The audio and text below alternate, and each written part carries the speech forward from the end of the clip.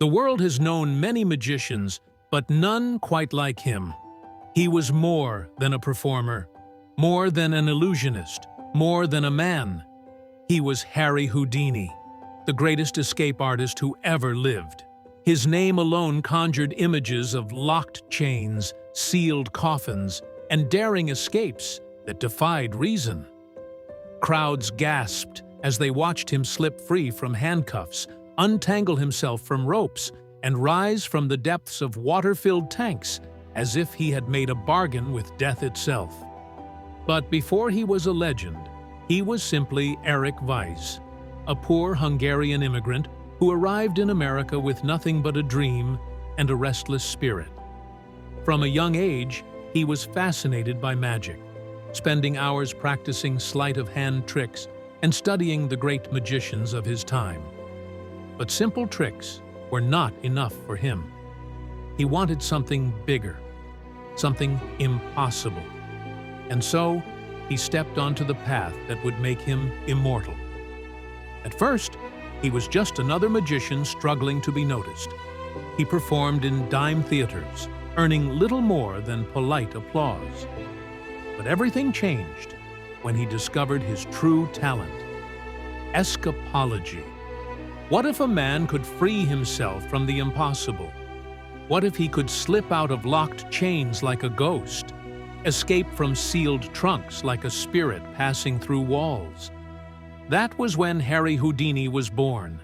His act became legendary. Police across the world challenged him to escape their most secure handcuffs. And he did.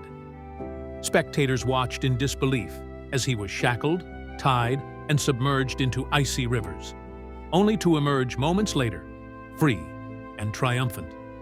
Then came the straitjackets, the coffin escapes, the Chinese water torture cell, a feat so terrifying that audiences could hardly bear to watch.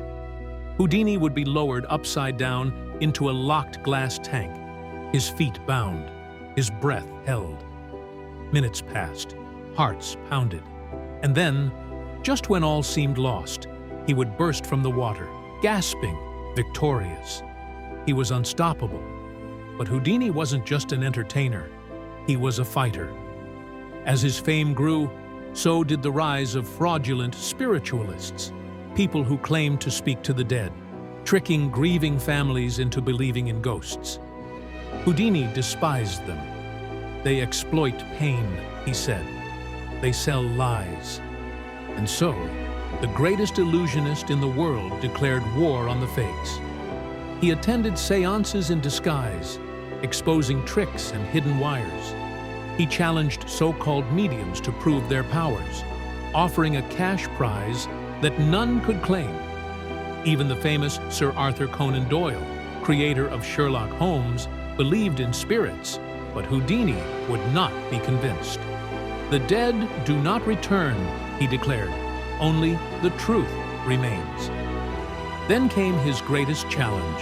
In October 1926, a young student asked Houdini if he could withstand any blow to the stomach. Confident in his strength, Houdini nodded. Without warning, the student struck him, hard. Houdini gasped, his face paling. He had been injured, but true to his nature, he refused to show weakness.